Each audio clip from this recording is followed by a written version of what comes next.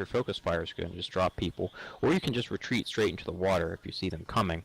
And then you've got all that open ground between the water and the cleavage, and they're still filing out, and they're going to be stuck up on that exposed high area. And that's really one of the few times the team on the low ground, I think, is going to have the advantage, because they can also, there's no strikes in this game, but because there's that open area there, if you're in the water and you have strikes available, you can put strikes underneath that top area. And the enemy can't see them when they're up there, because the smoke doesn't go up that high, but the strike will still hit the top of it. See, that would mean that, you know, going through the tunnel with any light mechs would be inadvisable because they can't get those free shots with strikes. So a flanking maneuver, you know, wouldn't even be worth it unless you, and if you push your whole team through there, you're basically going to be firing line from up above through the holes in the highway.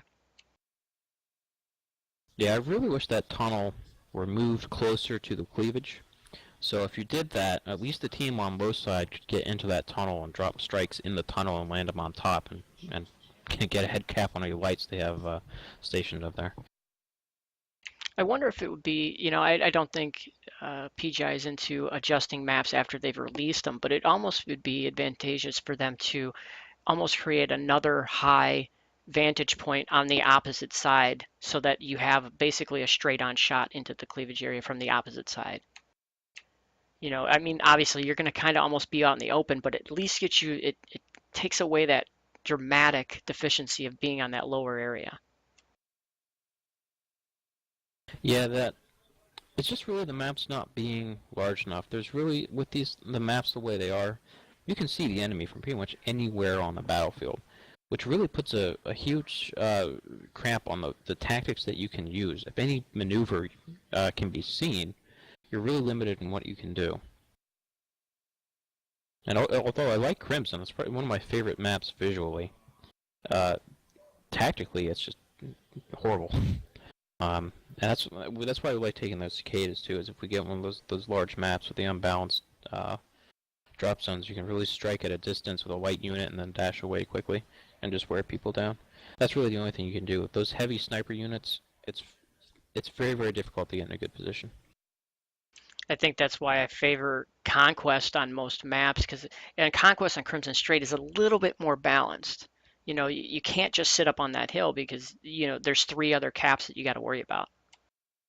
Actually, I disagree with you on that one, because I think that team that is closest to the cleavage still has the advantage there, because they've got the Theta and Kappa, or Eps, or whatever it is, very, very close together. If you can take that one that's kind of low near the tunnel, and if you can put guys on the top side with guns on it, you've got control over that site. So you have 3 areas right close to you that you can control very easily.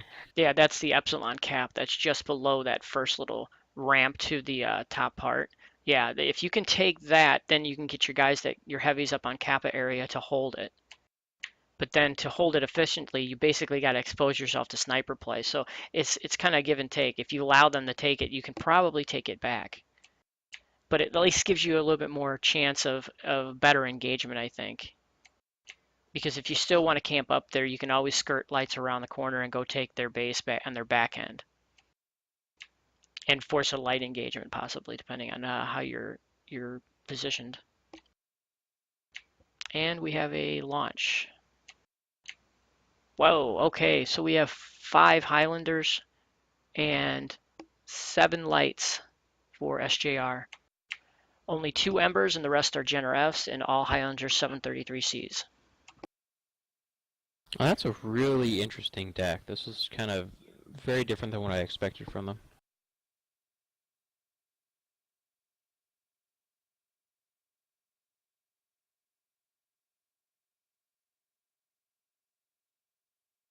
Looks like we do have both streams from the Jags and from Heim up. We are streaming right now from the Jags. Did you get a chance to see the loadouts for the Lords? I was looking at the Jag stream. Ah, so was I. Looks like the stream is really low quality, though. I was going to say. It's not very good. I was looking at. Wonder if they were having some connectivity issues and dumped the quality of it. It's possible. This is not normally what Jaeger's streaming. He may not be the one streaming. Yeah, he's usually very sharp. Oh, we have an early kill. Calf takes out Savage, and the Lords go up 1. I don't 2 even have now. that. The Lords are up 2. Wow, I don't even have that right now. Are you watching Himes? I'm watching Steeljacks. Interesting.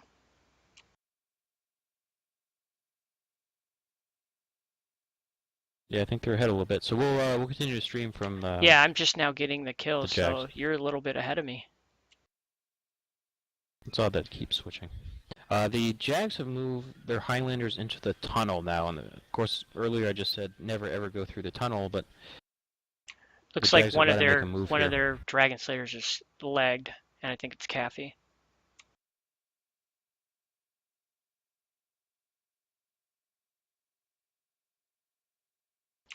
Really an odd engagement that SJR did. They could have pushed that cleavage area and beat beat the Lords to it.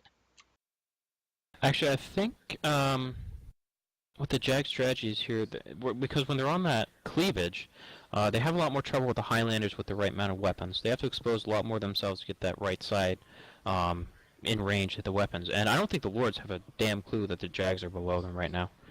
I think they didn't notice it till they're right on top of them. I'm not sure what the Jags are hoping to accomplish here. Once you're under there, you're kind of under there. It's very hard to move one direction or the other without taking a lot of fire. Yeah, and as they're coming through this tunnel here, they are basically just taking shots, free shots almost. The angles usually always favor the mechs on top.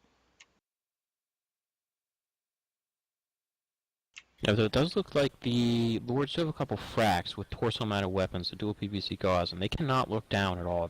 So the Jag Highlanders with the arm mounted weapons will have a bit of an advantage. Although the Victors on the Lord side will have the same advantage.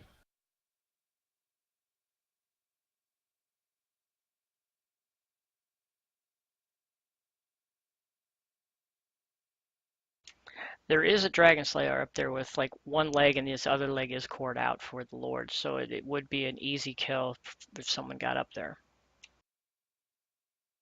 This is just not a good position for SJR at all. No, I mean they did have the advantage without the Lords knowing they were down there, but once you're in that spot, you're kind of in that spot. Yeah, this is just not a very good engagement. That Shadowhawk should be very careful. He's cored out.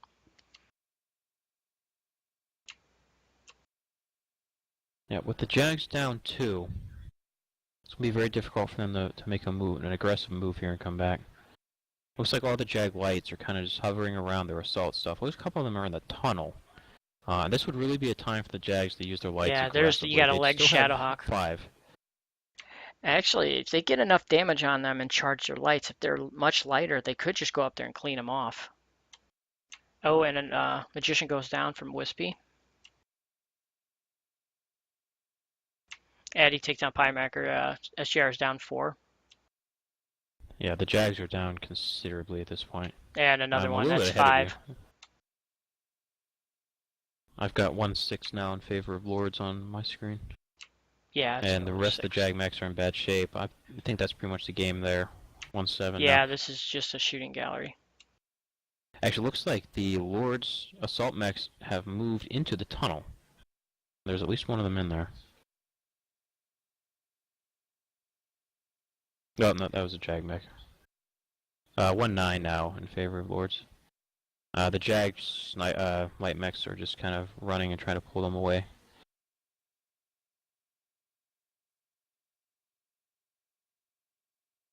$1-11 now.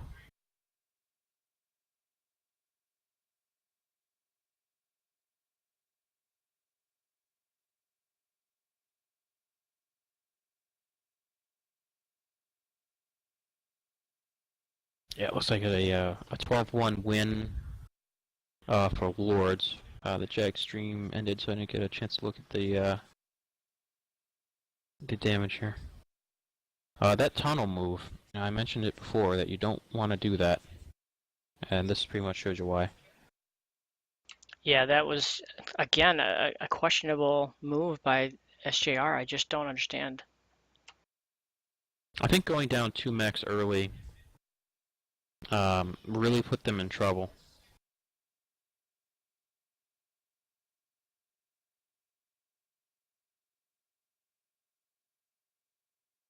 Yeah, that was a tough tactical move here. I'm going to try to pause the stream quick so I can take a look at the damage here.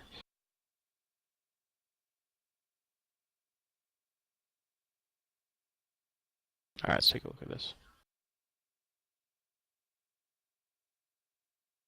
Yeah, it looks like the Jag Lights really were not able to contribute much to this fight. They got 2 down early, and we didn't have the light perspective, so we don't know exactly how that happened.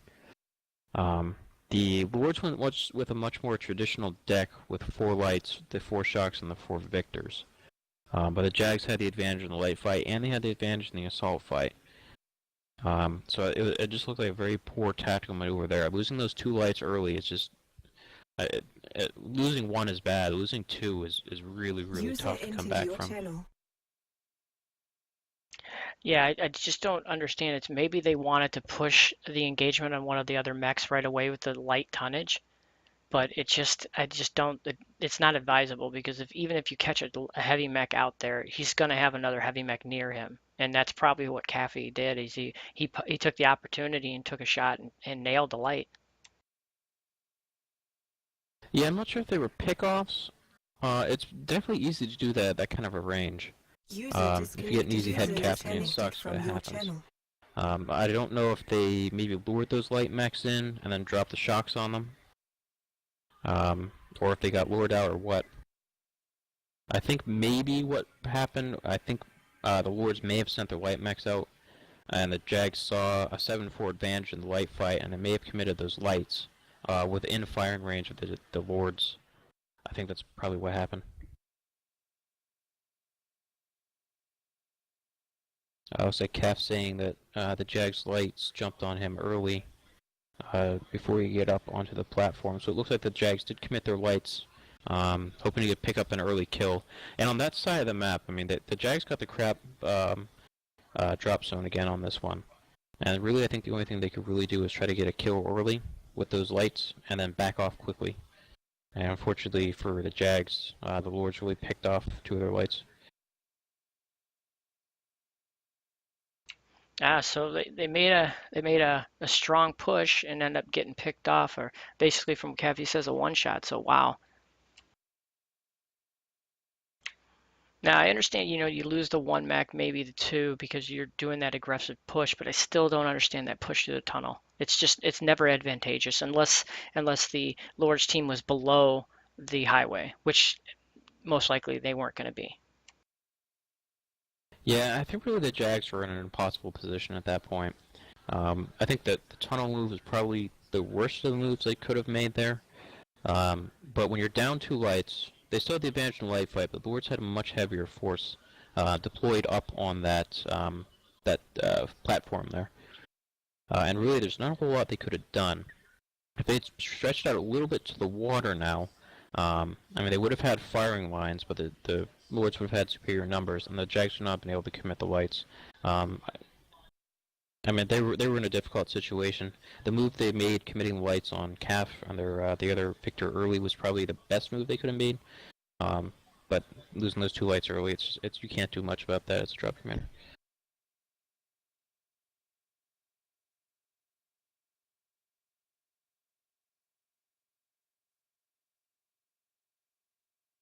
Yeah, it looked like Steeljet Gaming stream went down, so I switched over to Himes.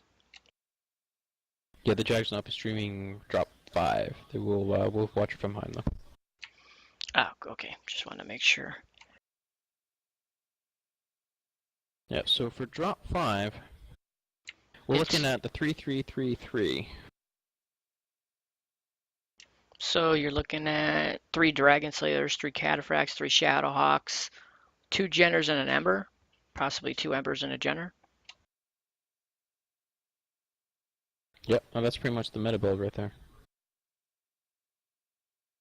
And really the best the Jags can do at this point is pull off a win here and get the draw. So there's a lot of pressure on the Jags, but when your back's to the wall, the Jags can be a really clutch team. And they can make those shots and make those maneuvers. Both of the Jags' losses do seem to come off of tactical errors, which is it's tough, but if they're playing right and they're playing at the top of their game, and they're really really tough. Yeah, the tactical errors, especially two in the same, within three drops really, is really odd to see from the Steel Jag.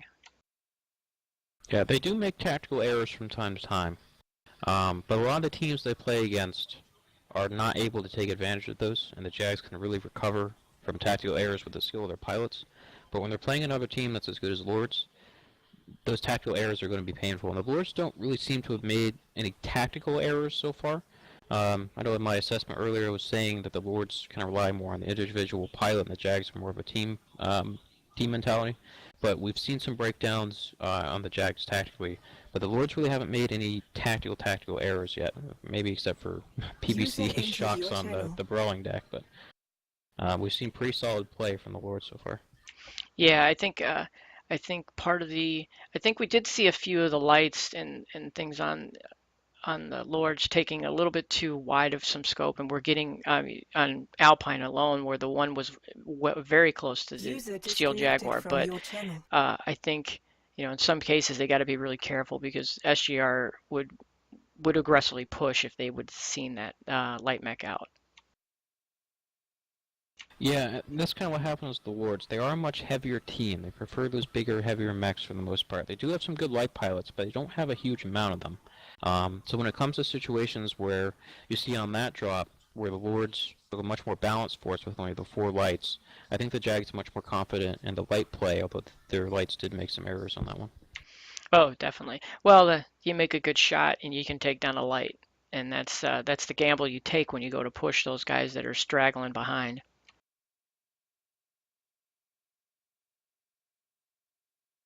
Yeah, I'll be interested to see what the Jags are going to do here. They've been feeling those Highlanders all night.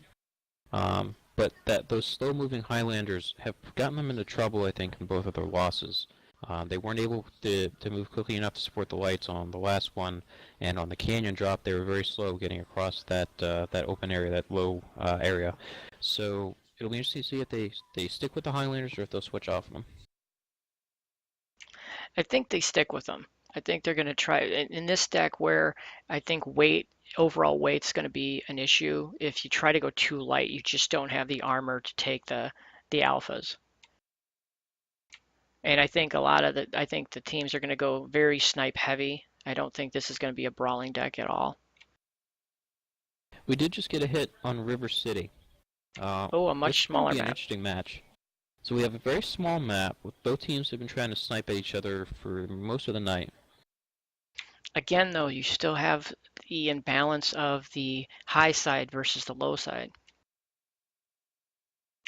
One team can basically Yep. camp out up top without much, much chance of getting hit. Yeah, they did do a better job rebalancing the drop zones on River City. The one team still has that bit of an advantage, but we don't see a whole lot of teams camping that top spaceport area anymore. We see it occasionally, but I can't think it can comp play since the drop zone change. I've actually seen a team camp that top area. Well, in skirmish, am I correct? Don't they have one start basically in the water next to that high side?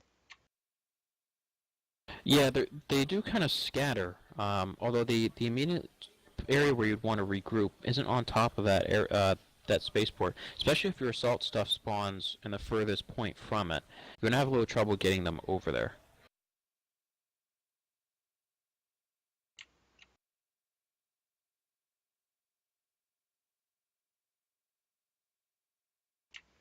Yeah, this is going to be I would assume this is going to be very snipe heavy. It is a map that will favor a brawl because of you can get to if you can engage quickly, especially if you kind of try to button hook around the citadel, or you can get around underneath the bridge and the opposite side. You can actually push a brawl pretty quick in this map. It'd be interesting to see if the Lords are going to go for a more of a static position, or they're going to go for a rolling murder ball, so to speak, and try to roll around and snipe and do what they can to get down the backs of SJR. Yeah, the Lords have been they're showing a pretty broad spectrum of tactical maneuvers here. We've seen them camp on Alpine, which was the correct decision. We've seen them move aggressively on the Canyon side and do so well. And I think probably it's the change in RE strikes. I think is really affecting the way these battles are being fought. They're removing a major weapon that has been used throughout Complay since they got buffed, and that's allowing teams to be more tightly grouped together. And I think the Lords are taking a little bit more advantage of that. I agree. You can definitely be more in the open when you know there's no strike coming. Yeah, it does definitely allows for more aggressive play, but also allows for camping. I mean, it really changes the approach to these maps and these games. And I'm sitting here looking at these games, I'm like, drop a strike, but there are no strikes. So it's very difficult to force an enemy to move the way you want them. And the Jags are very good with those arty strikes. Very, very good with those arty strikes. I'm a little bit surprised they did agree not to use them. Because I think they are a major part of the Jag strategy, and they're very good with them. Especially on a where we correct where Steeljack chose skirmish. The Lords chose skirmish. Okay, that makes more sense then. So knowing that you were going to fight on skirmish, it would be more advantageous to take the strikes just to avoid any type of situations like they ran into with Alpine. Yeah, and that's really when you want them with those strikes. When the enemy takes a really good spot, and they're not going to move unless you make them move, and the strikes are the way to get people moving.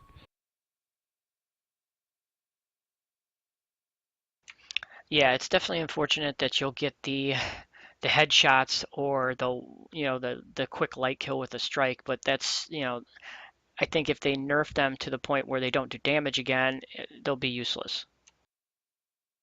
Yeah, I would like to see a slight nerf to the strikes. What they're at, are they 30 or 40 points of damage right now? It's 30, I think it's 30 for the shell, and then you get the residual damage from splash. Yeah, that needs to come down. It's just the instant head strikes from Artie, and Well, I think that's partially why the Lords object to them. I'm partial to it. I think the damage honestly is fine. I think all they need to do is actually double the delay between strikes.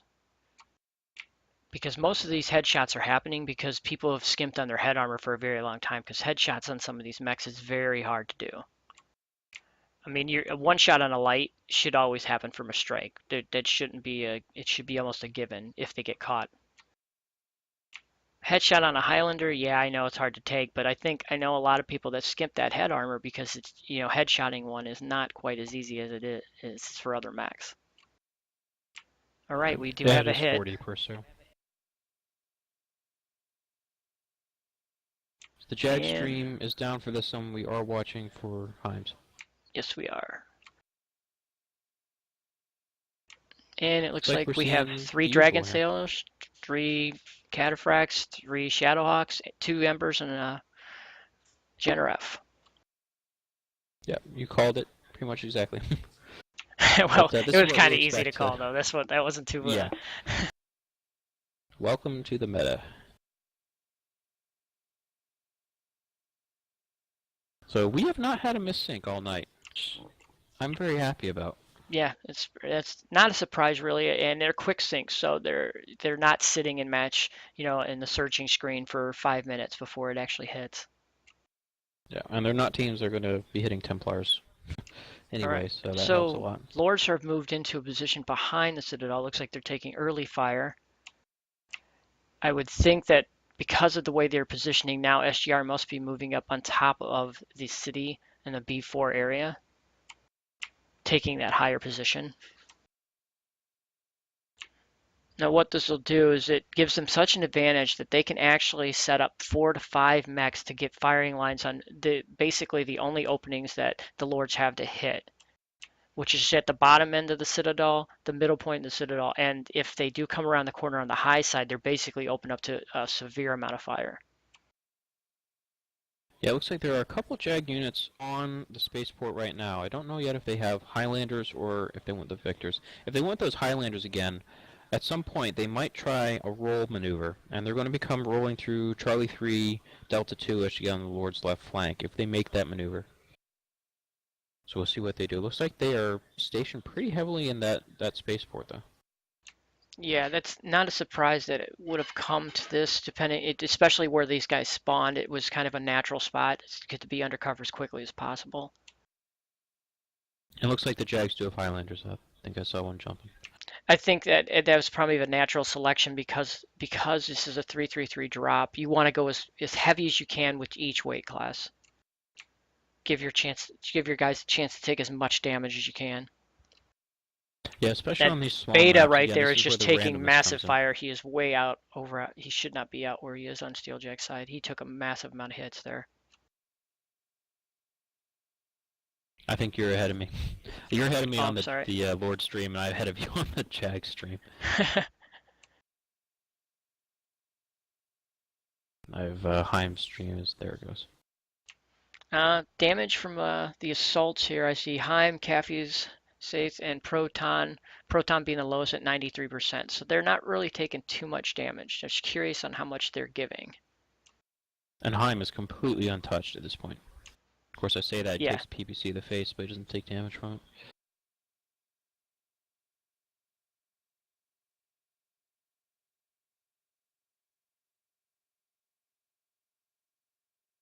Yeah, there's some of those Jag mechs that are jumping straight up and down, which is not something you want to do. Yeah, we're not getting a damage reading on them. I'm curious to see how much damage they're actually taking. Although they are at a pretty good distance from each other right now. They're running around, what, 700 meters it looks like they're probably at? Yeah, the PPCs aren't going to do a ton of damage at 700. And even the But the AC5s, ACs their are in drop range. off, isn't there a drop off there at 700 though? Yeah, it definitely starts dropping off after 620, but I think it's like 50% damage at twice the range or something like that.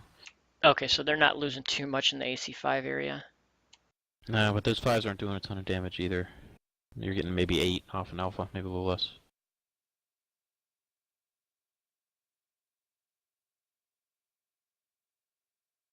So not a surprising engagement so far.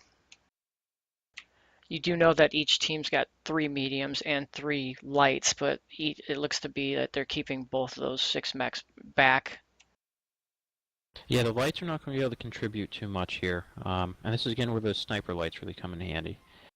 So they can actually participate in this fight. And with those fire stars especially, they don't have the same punch. So the Jags might actually have a slight advantage. I'm pretty sure they took 3 Jenners. That's possible. They could have a 3L, but it's not too easy to get a good shot with them on this one. You'll be too stationary. You can obviously see that I don't think the mediums or the lights for the Lords are snipe centric. I think they might be more to the brawl side. So that looks like because they have a shot to move into, say, the D2, C2 area and try to get shots across the water. And they are not taking it. They're more or less watching that edge. Yeah, I mean, this would be a great time if they have those light sniper units. They could put them in the Charlie 2 area. And then they'd have that flank covered. So the Lords would have been in a tricky situation if they were able to get a push, split their forces like that. Yeah, if the Lords want to push this high ground, they actually have a good shot at going across and getting through the buildings and coming up toward the right side. The only problem is that it only dictates 2 engagement areas. You have to come up to the back side of the hill, or you have to go right up the front side at the ramp. Yeah, if the Lords are going to move here, I don't think they are. They're not going to. They're content to be here for a little bit. They're going to move through Delta 2, Charlie 2. They're going to try to get up to that high area, I think. Where those victors, because the Jags with their right amount of weapons are going to have much more trouble turning and tracking a target in that way. Well, there's something I just thought of, and we haven't really realized it yet. But if Steel Jag holds pat and Lords hold pat, this is the Lord's match to win. Yeah. Or should I say the Lord's match to lose? SJR has to push in order to get a draw. Yeah, that's a very good point here. The Jags have to be aggressive in order to get the draw. The Lords really just need to sit here, and if they take a second draw, it's a 2-1 win for Lords. And I'm sure the Jags don't want to go down like that, so they are going to have to make a move eventually, or get an easy pick off here and duck down. It might be why you're seeing the lighter mechs on the Lord side not even attempt to get in